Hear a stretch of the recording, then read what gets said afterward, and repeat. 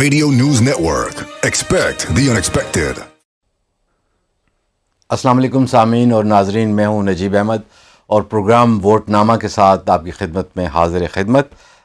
حسب معمول میرے مہمان محترم جناب ڈاکٹر طاہر جمیل صاحب، جناب ظہیر الدین ڈار صاحب اور محترم رانا ریاض صاحب. Welcome sir. بہت شکریہ آپ تمام مہمانوں کا. آج کا ہمارا موضوع ہے موروثی سیاست، ہیریڈیٹری پالیٹکس.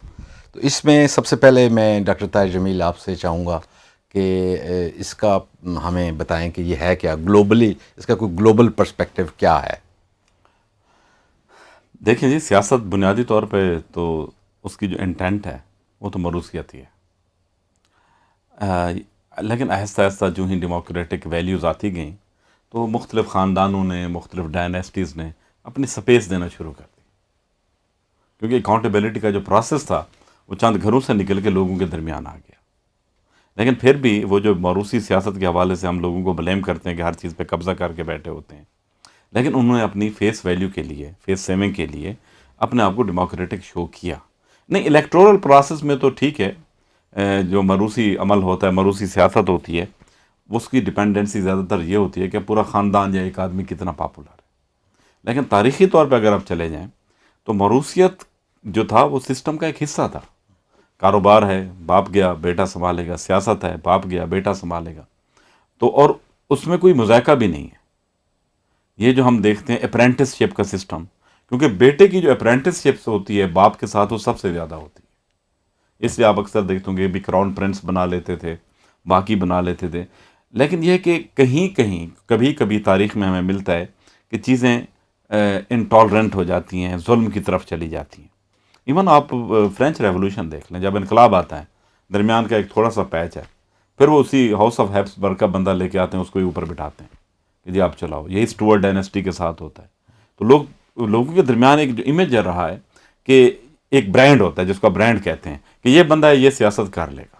ایون شروع میں جو انقلاب ہے اس کو بھی کافی سارے عمرہ لے کے چلے، لارڈز لوگ لے کے چلے، غریب لوگ نہیں لے کے چلے. تو موروثیت سیاست کے ساتھ طاقت کے ساتھ ایک جڑا ہوا عمل. گلوبلی یورپ ہو، امریکہ ہو، انڈیا ہو، فلپینز ہو، یہ موروثی سیاست رہی ہے. اس کے پازیٹیو اور نیگیٹو بہت سے پہلو ہیں. میں جیسے آپ نے پہلے بھی ایک پروگرام میں کہا تھا کہ کیا برائی ہے اگر سیاستدان کا بیٹا سیاستدان ہے. تو سب سے پہلے تو میں آپ سے یہی چاہوں گا کہ اس کی خصوصیات پہ، نیگیٹیوٹیز پہ ہم بعد میں آئیں گے. تو کیا موروثی سیاست کی کیا خصوصیات آپ کو لگتی ہیں؟ میں نے پہلے ایک پروگرام میں یہ بات کی کہ اگر ڈاکٹر کا بیٹا ڈاکٹر بن سکتا ہے، انجینئر کا بیٹا انجینئر بن سکتا ہے، جج کا بیٹا یا داماد جج بن سکتا ہے، جرنیل کا بیٹا جرنیل بن سکتا ہے، تو پھر سیاستدان کا بیٹا سیاستدان کیوں نہیں بن سکتا؟ اس میں کیا کوئی قانونی یا اخلاقی وجہ ہے کہ یہ نہ ہو؟ تو مجھے تو پاکستان کے آئین میں، قانون میں اور اخلاقیات میں کوئی ایسی وجہ سمجھ نہیں آتی. پھر یہ ہے کہ جی فرض کریں کہ جی آپ کہتے ہیں کہ جی 3-4 پولیٹیکل ڈائنیسٹیز ہیں پاکستان میں، تو ووٹ کی طاقت سے عوام رولنگ ڈائنیسٹی کو اٹھا کر باہر پھینک سکتی ہے. بادشاہت میں تو یہ ممکن نہیں تھا،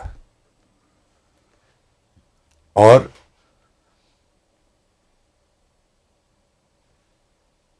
جس کو باہر نکالا جاتا ہے اس کی تو چیز ختم ہو گئی. لیکن یہاں پر ایک چیز جو کہ شاید موروثیت کے ساتھ بالکل ہی جڑی ہوئی ہے، وہ وراثت ہے. سیاست میں وراثت بنیادی طور پر سوچ کی وراثت ہے.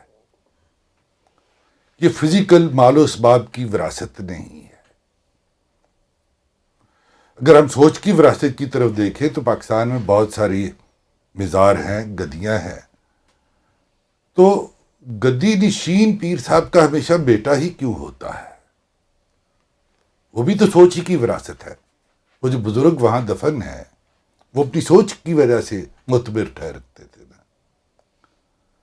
تو شاید موروثیت اور لینیج کو ویلیو کرنا ہمارے کلچر کا حصہ ہے.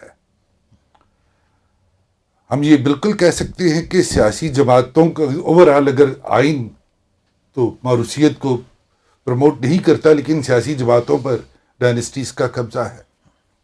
میں یہاں پر ایک تلخ بات کہنا چاہوں گا، اگر سیاسی رہنماؤں کو اور سیاسی جماعتوں کو غلط طریقوں سے ختم کرنے کی کوشش کی جائے گی اور ان کے لیے ایگزسٹینشیل کرائسس بنے گا تو پھر وہ اس طرف ریزورٹ کریں گے۔ اگر ہم سیاسی جماعتوں کو اور سیاسی رہنماؤں کو ووٹ کے ذریعے ہی ختم ہونے دیں اور سامنے آنے دیں تو پھر شاید سیاسی جماعتوں میں بھی موروثیت ختم ہو جائے۔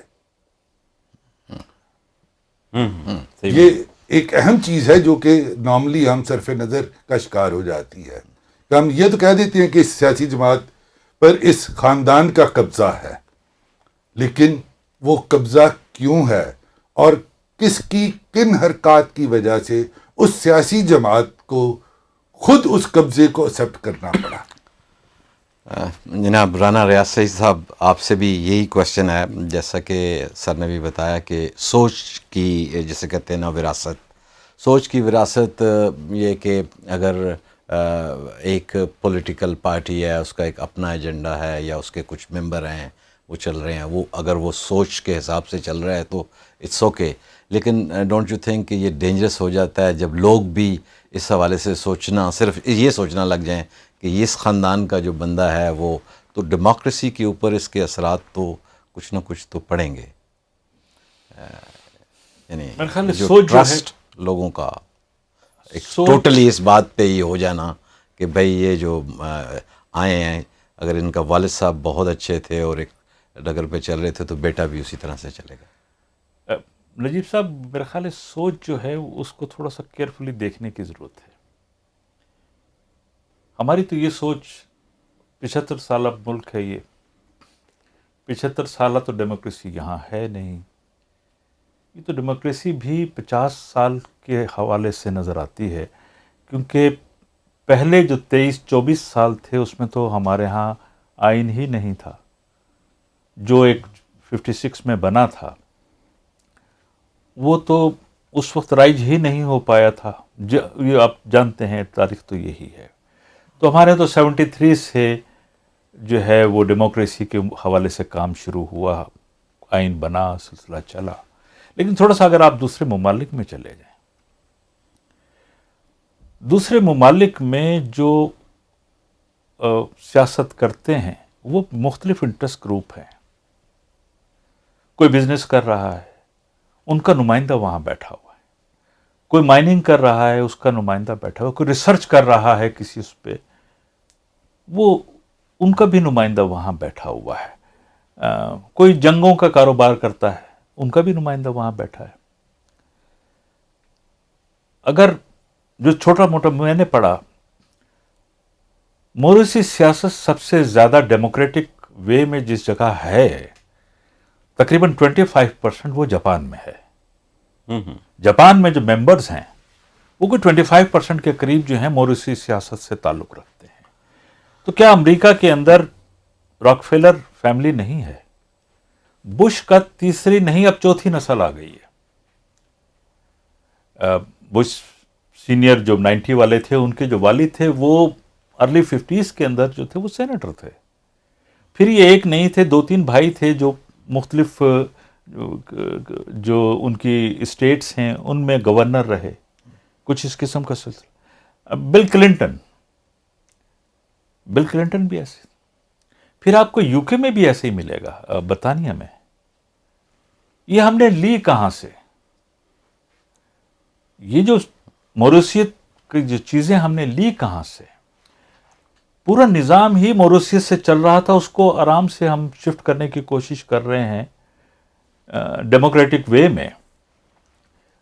جب ہم ڈیموکریٹک وے میں کر رہے ہیں تو وہی اشرافیہ جو کالونیل ٹائم میں موجود تھی، جیسے ڈاکٹر صاحب نے فرمایا، کوئی پیر تھا، کوئی کسی ادارے سے منسلک تھا، کسی کو کوئی زمینیں ملی ہوئی تھیں، وہ علاقے کا نواب تھا یا جاگیردار تھا، وہی لوگ اس میں آئے ہوئے ہیں۔ لیکن جو نئے آئے ہیں، خاص طور پہ جب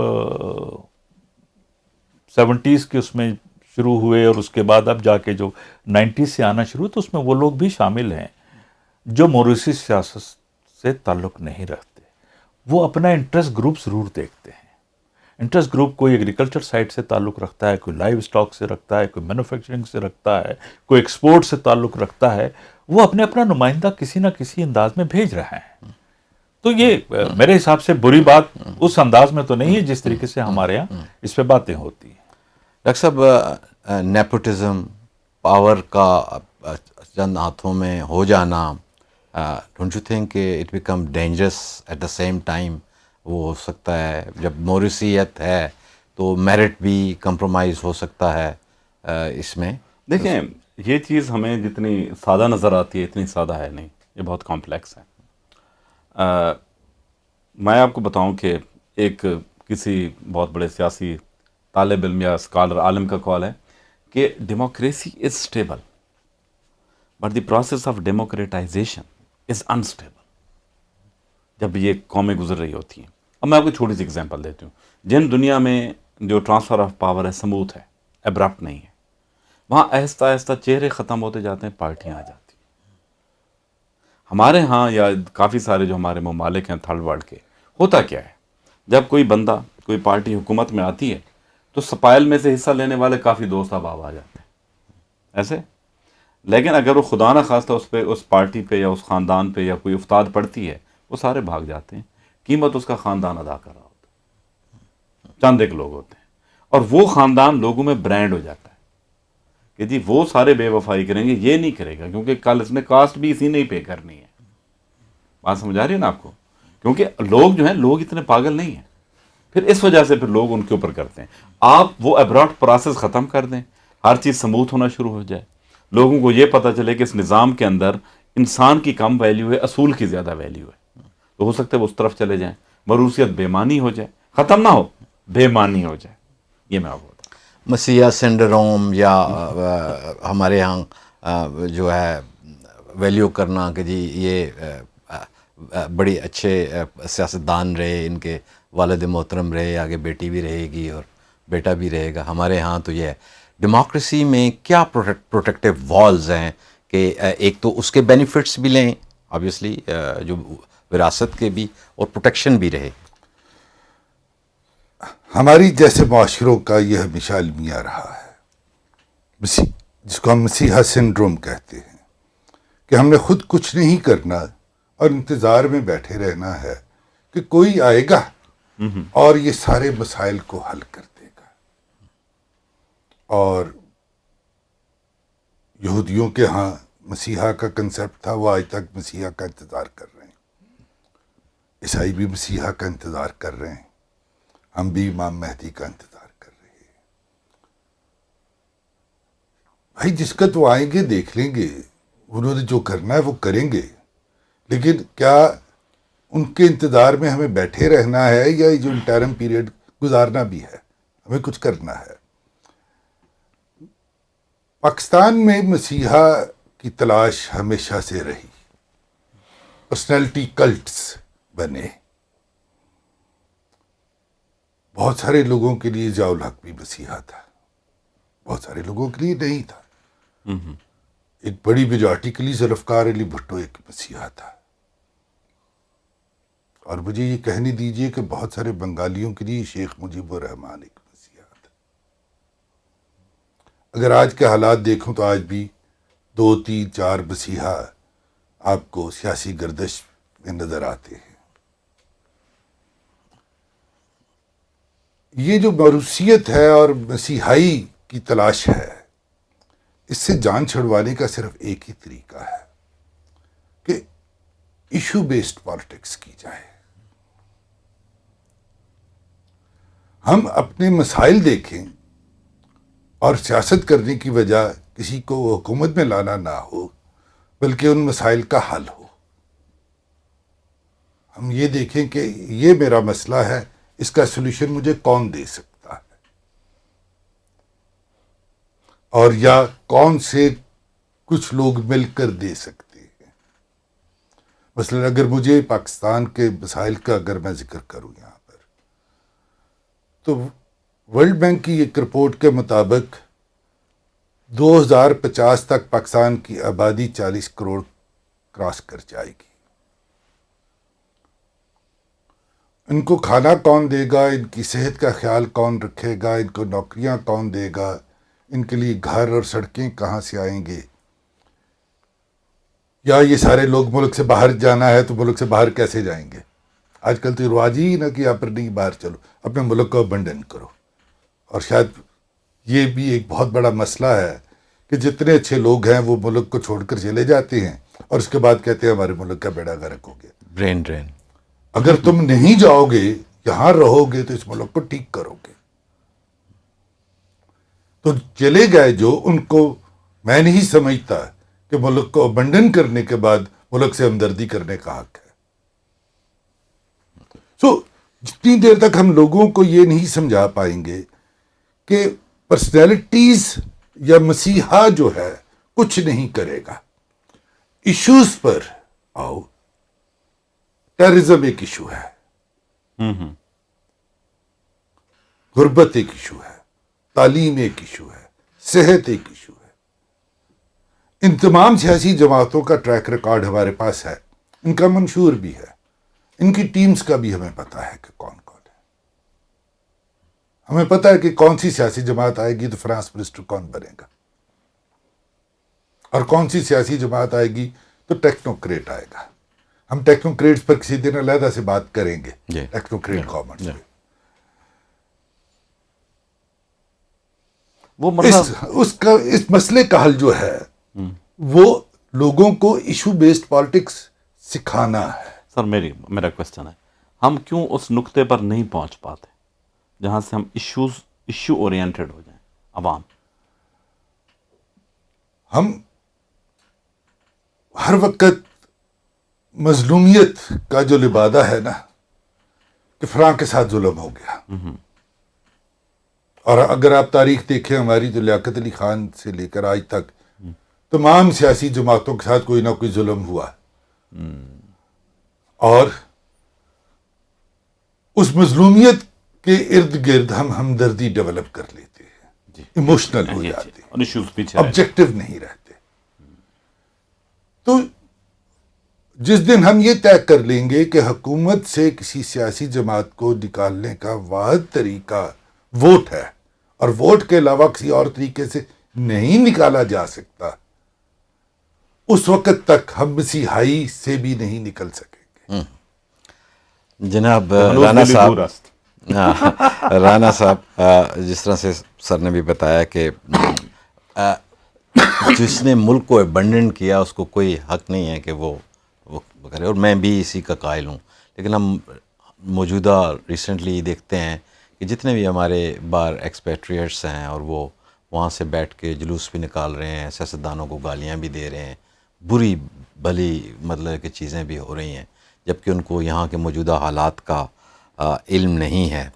تو ایسے میں آپ کیا سمجھتے ہیں کہ ویئر وی اسٹینڈ؟ کیونکہ آبویسلی اس ملک کو تو باہر سے ہی، کبھی امریکہ سے، کبھی برطانیہ سے، اور to some extent Middle East میں بھی لوگ ہیں، لیکن وہاں چونکہ اجازت نہیں ہے اس قسم کے ہلا گلا کرنے کی تو وہ لوگ اتنا شور نہیں بچاتے.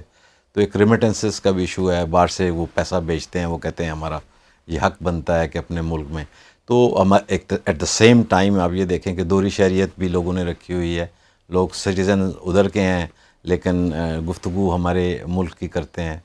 تو اس کو آپ کیسے دیکھ رہے ہیں؟ آئندہ آنے والے ہماری جو سیاست ہے ملک کی وہ کس طرف لے کے جائے گی؟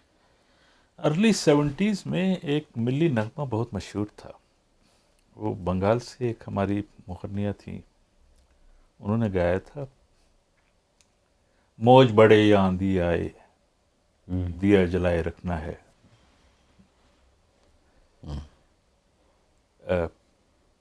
ملک کی خاطر 100 دکھ جھیلیں، گھر کے خاطر 100 دکھ جھیلیں، گھر تو آخر اپنا ہے. جو گھر کے خاطر دکھ نہیں جھیلتا باہر چلا جاتا ہے اور اس کے بعد گھر کا دکھی ہو جاتا ہے. اور پھر اگر وہ یہ بھی بات کہے، تھوڑی سی سخت بات ہے، کہ ملک میری وجہ سے چلتا ہے، جو کہ صرف اور صرف $30 ارب کے قریب ہے. یہاں پہ جو رہنے والے لوگ ہیں وہ اس سے 5 گنا نہیں 8 گنا زیادہ کماتے ہیں.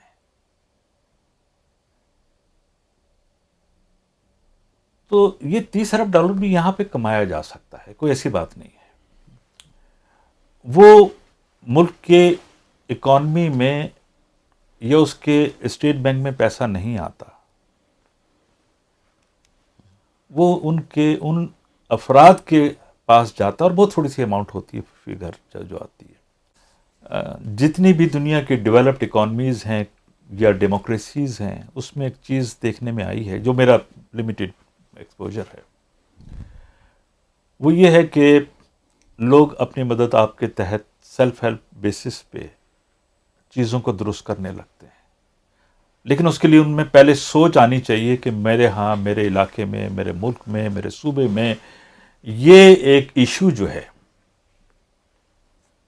اگر ہمارے ہاں تعلیم کی ہم بات کر رہے ہیں یا صحت کی بات کر رہے ہیں یا ایون بزنس کی بات کر رہے ہیں, اس میں مسائل ہیں. تو میں اگر ایجوکیشنسٹ ہوں اور میں کوئی 1 گھنٹہ نکالوں اور میں تعلیم کے لیے وقف کر دوں کہ میں ڈیلی یا ویکلی یہ نکالوں. یہ امریکہ میں نے بہت مناسب دیکھا کہ وہاں پر یہ باقاعدہ ایک سسٹم چلتا ہے کہ لوگوں نے, فار انسٹنس میں نے ایک اداکار کا دیکھا ملا, اس نے بتایا کہ وہ مہینے میں 1 گھنٹہ دیتا ہے, بچوں کو اداکاری سکھاتا ہے, اس کے کوئی پیسے نہیں لیتا وہ. لیکن اگر وہی بچہ 1 گھنٹے کی اداکاری سیکھنے جائے پورے مہینے کے اندر, جو کہ 12 مہینے کے اندر 12 گھنٹے بنتے ہیں, اور وہاں کا جو پر آور ریٹ ہے اس کو سامنے رکھا جائے, اور جس لیول کا وہ اداکار تھا, مشہور اداکار تھا, تو اس کے کتنے پیسے بنتے, کتنے پیسے لگتے سیکھنے میں. تو ہر کام کے سیکھنا جو ہے, جو اس کا ایکسپرٹ موجود ہے, وہ اگر خود سے یہ کرنا شروع کرے تھوڑا تھوڑا, تو میرا خیال ہے ہمارے مسائل حل ہو سکتا. ہیں. بہت شکریہ. آج کے پروگرام میں یقیناً اپنے چھوٹے ایشوز سے, سمارٹ اپنے گلی سے, اپنے محلے سے, اپنے چیزوں کے ایشوز کے اوپر ہم اگر دیکھیں اور ان کے ریزولوشنز کی طرف دیکھیں, تو میں سمجھتا ہوں کہ ہمیں رائٹ کائنڈ آف لیڈرشپ کر سکتے ہیں. ہمارے ہاں ریفارمرز کی ضرورت ہے, ہمارے ہاں ایجوکیشنسٹ کی ضرورت ہے, ہمارے یہاں ٹیکنیکل لاٹ جو کچھ نہ کچھ کر سکتی ہے اپنے گلی محلے میں یا کہیں پہ کچھ کسی کو پڑھا سکتے ہیں. تو یہ ایک کنٹریبیوشن ہے, اور ڈیفینیٹلی ڈیموکریسی کے اپنے جو چیکس اینڈ بیلنسز ہیں ان کو بھی رکھا جائے, اور اس میں سب سے بڑی چیز ہمارے پاس کانسٹیٹیوشن ہے اور ہمارے قوانین ہیں, ان پہ عمل کرتے ہوئے ہم اس موروثی سیاست کے جو فوائد ہیں وہ بھی حاصل کر سکتے ہیں, کیونکہ آبویسلی کنٹینیوٹی ایکسپیرینس, کنٹینیوٹی اس قسم کی چیزیں بھی وہ ہوتی ہیں. تو آج کے پروگرام سے چاہیں گے اجازت. پاکستان زندہ باد.